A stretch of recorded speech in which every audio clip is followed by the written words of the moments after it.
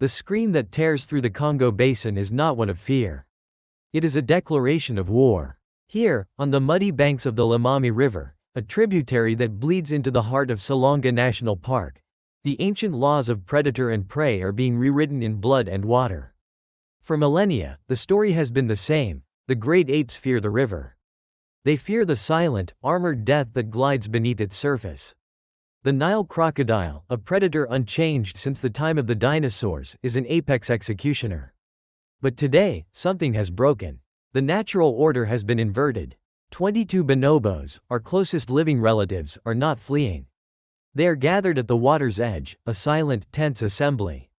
Their leader, the powerful alpha male who guided them for over a decade, is gone, dragged into the dark water just moments ago in a terrifying explosion of violence.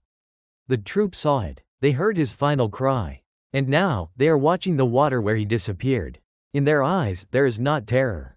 There is something else, something chillingly familiar. A focused, intelligent rage. They are not mourning. They are planning. This is the beginning of an event so unprecedented, so far outside the known behavioral parameters of their species, that the researchers who documented it could scarcely believe their field notes. This is the story of a 7-day stakeout. A calculated campaign of revenge orchestrated by a troop of primates against a reptilian monster. It is a story that challenges everything we thought we knew about the peaceful ape, and asks a disturbing question. If the capacity for strategic warfare and retribution exists in them, what does that say about the roots of violence in us? The hunt has begun. Salonga National Park, in the Democratic Republic of Congo. This is one of the last truly wild places on Earth. A sprawling, seemingly impenetrable expanse of tropical rainforest, twice the size of Belgium. It is a world carved by water, a labyrinth of blackwater rivers and sweltering wetlands, accessible only by boat. Here, beneath a canopy so dense it creates a perpetual twilight on the forest floor, evolution has been allowed to run its course in isolation. This is the exclusive domain of the bonobo. Pan-paniscus. They are not chimpanzees. Though they share 98.7% of our DNA, their society is a world apart. Where chimps are defined by patriarchal hierarchy and violent territorial ambition, bonobos have long been seen as the make love not war ape.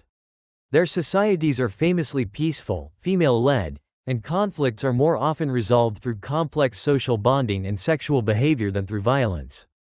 For decades, this was the accepted truth.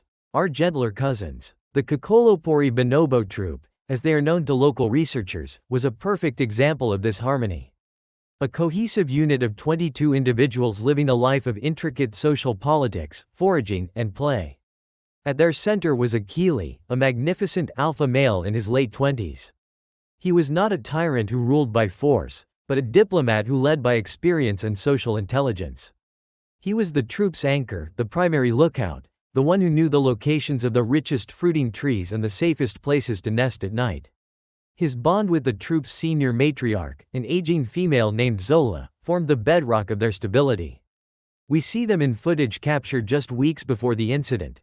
Akili grooming a juvenile, Zola mediating a dispute between two younger females. Life is a complex tapestry of relationships, obligations, and alliances. Their world is rich with food, a bounty of fruits, leaves, and the occasional insect. But it is a world bordered by mortal danger. And the most dangerous border of all is the river. It is their source of water, a vital lifeline in the dry season. But it is also a hunting ground. An ancient, reptilian predator has claimed this stretch of the riverbank as its own. For the bonobos of the Kokolopori troop, the water's edge has always been a place of extreme caution, a necessary risk managed with vigilance, a daily dance with death. The threat was not abstract. It had a name, given by the researchers who tracked its movements. Sebek, after the ancient Egyptian crocodile god. A colossal male Nile crocodile, estimated to be over 5 meters long, a relic from a primeval age. His territory overlapped perfectly with the bonobo's most vital water source. He was a known killer. Field notes from previous years document the disappearances of younger, less cautious primates from this very riverbank. Sebek was a patient, intelligent hunter. He had learned the bonobos' patterns. He knew the times of day they were most likely to descend from the trees to drink. He would lie motionless for hours, a submerged log of patient death, only his nostrils and eyes breaking the surface. The troop knew him, too. They had a specific warning call reserved for his presence, a series of sharp, guttural barks that would send the entire community scrambling for the high branches. Achille was the master of this vigilance. He would often descend last, placing himself between his troop and the water, his eyes scanning the surface relentlessly before giving the all-clear. There had been close calls, heart-stopping moments that reinforced the deep-seated fear of the water. 6 months prior, a young adolescent, driven by thirst, had scrambled down the bank too quickly. Sebek had lunged. It was only Achilles' explosive charge down the bank, screaming and throwing a rotten branch, that created enough of a diversion for the youngster to escape, terrified but unharmed. The incident solidified Achilles' role as protector. But it also seemed to escalate the Cold War between primate and reptile. Sebek grew bolder. He would surface closer to the bank when the troop was present, a deliberate act of intimidation. He was no longer just an ambient threat, he was a specific, recurring antagonist. The bonobos' behavior began to change. They started drinking in quicker, more nervous shifts. They avoided the area entirely for days after a sighting. But the dry season was intensifying. Smaller streams within their territory were drying up, forcing them back to the Lamami, back into Sebek's kill zone. A sense of impending doom settled over the troop. The air itself, thick with humidity and the smell of damp earth, seemed charged with tension. Every rustle in the undergrowth, every splash in the water, was a potential prelude to violence. The bonobos were on a knife's edge, and their protector, Achille, seemed to know it. Researchers observed him spending more time near the river, even when the troop wasn't drinking, as if studying his adversary, trying to predict the unpredictable. It was a silent, strategic battle of wills between two ancient intelligences. A battle that was about to reach its brutal, inevitable conclusion. It was the third day without significant rain. The heat was oppressive, a physical weight on the forest.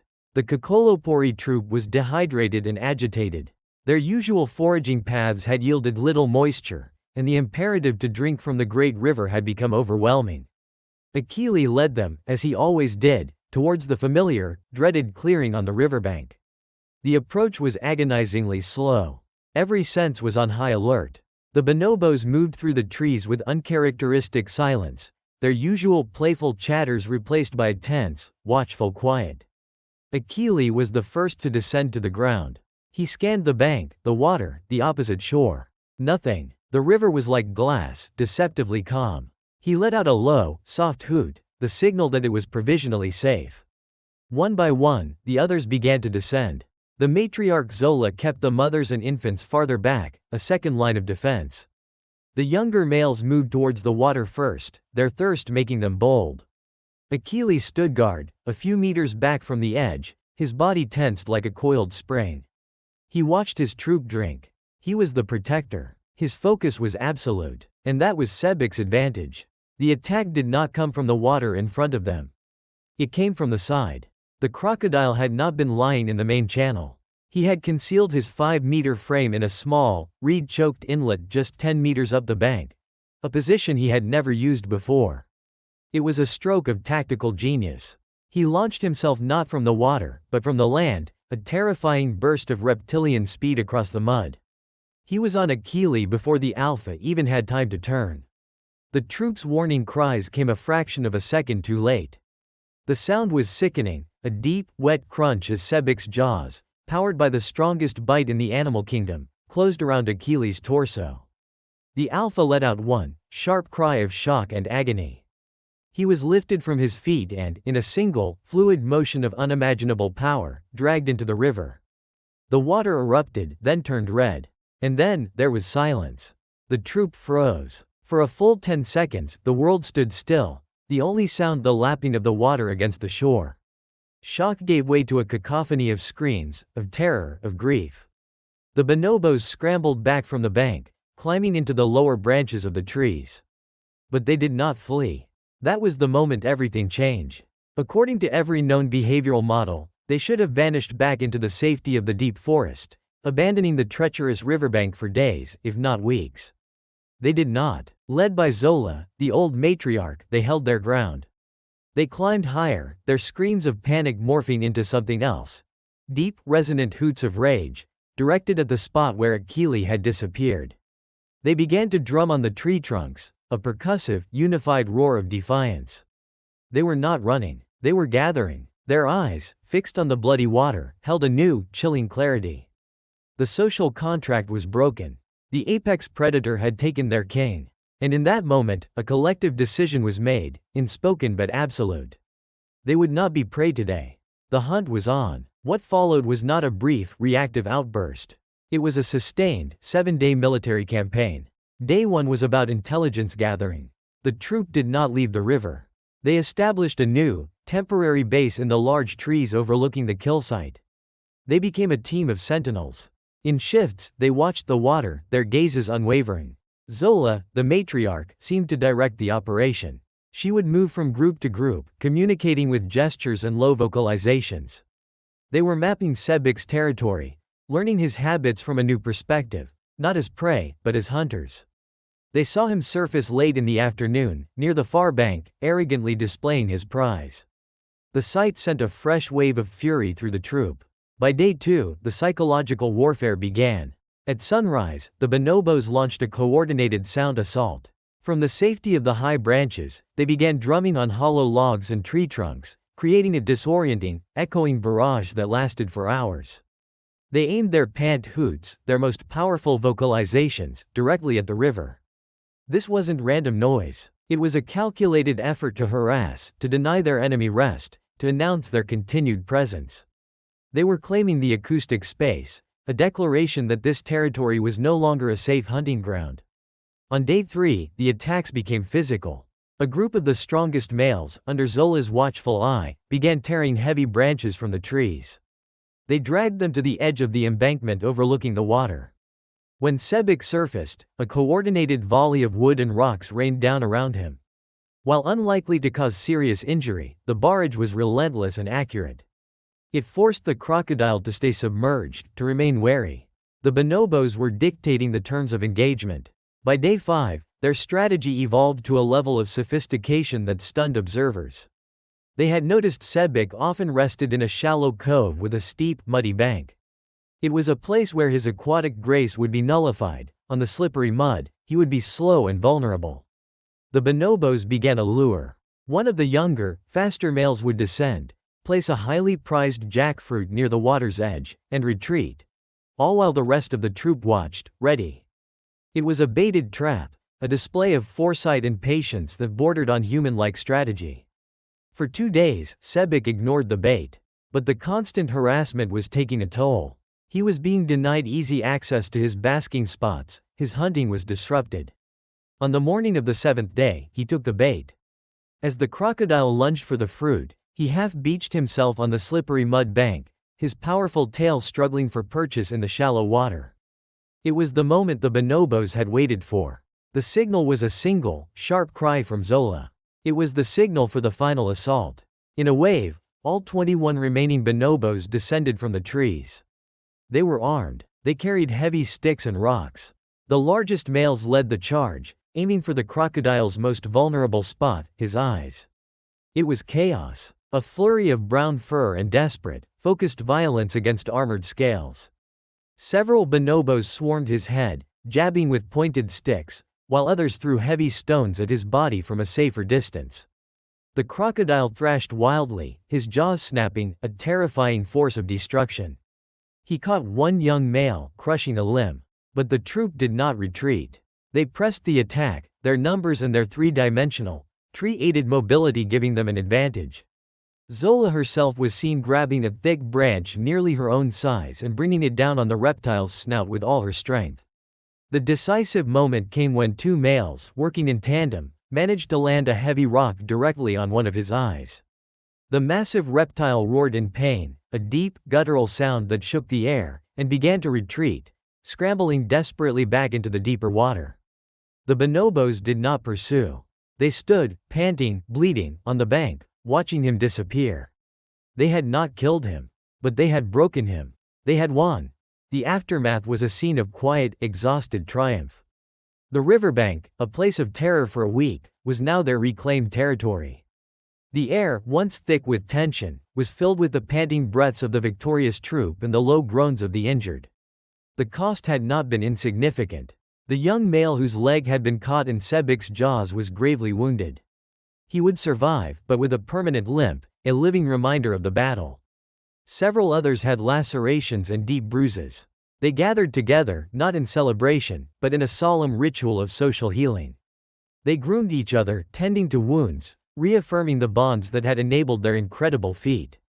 Sebek was never seen in that stretch of the river again. Whether he died from his injuries or simply abandoned his territory, a broken and defeated predator, is unknown. But for the Kokolopori troop, he was gone. The immediate consequence was a seismic shift in their social structure. Achilles' death had left a power vacuum, but the 7-day war had filled it. Zola, the aging matriarch who had masterminded the campaign, was now the undisputed leader. Her authority was absolute, her wisdom proven not just in foraging but in warfare. The troops' dynamics change. The younger males, who had proven their bravery, gained new status. The entire community was forged anew in the crucible of conflict. Researchers observing the troop in the months and years that followed noted profound, lasting changes. They no longer approached the river with fear, but with a kind of assertive, collective confidence. They would descend to the water's edge as a tight, formidable group, scanning the water not as potential victims, but as guardians of their domain. The juveniles born after the Great War were taught a different lesson. They learned caution, but they also learned defiance. The story of the hunt, it's theorized, became a part of their cultural memory, passed down through behavioral cues and warning calls. This event was a stark outlier in primatology, forcing a re-evaluation of bonobo nature. It demonstrated that their capacity for peace is not an absence of the capacity for violence, but rather a preference. When pushed, when their social fabric is torn, they are capable of a response as strategic, sustained, and brutal as any seen in their chimpanzee cousins. The Kokolopori troop had not just removed a threat, they had redefined the boundaries of their own identity. The war for Achilles, as it came to be known in research circles, sent ripples through the world of primatology.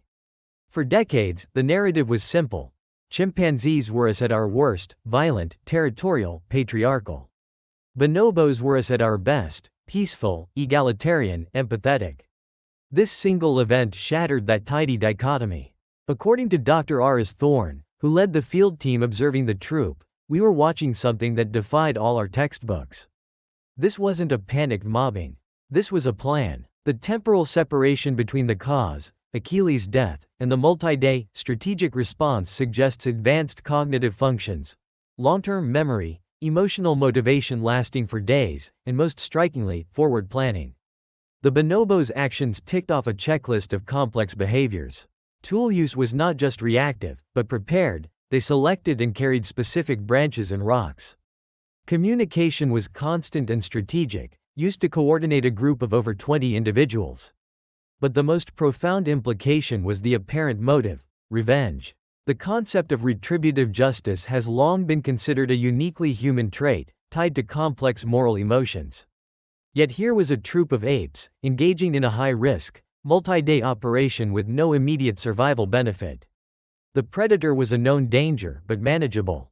The campaign to remove it was a choice, seemingly driven by the collective trauma of losing their leader. This forces us to ask uncomfortable questions.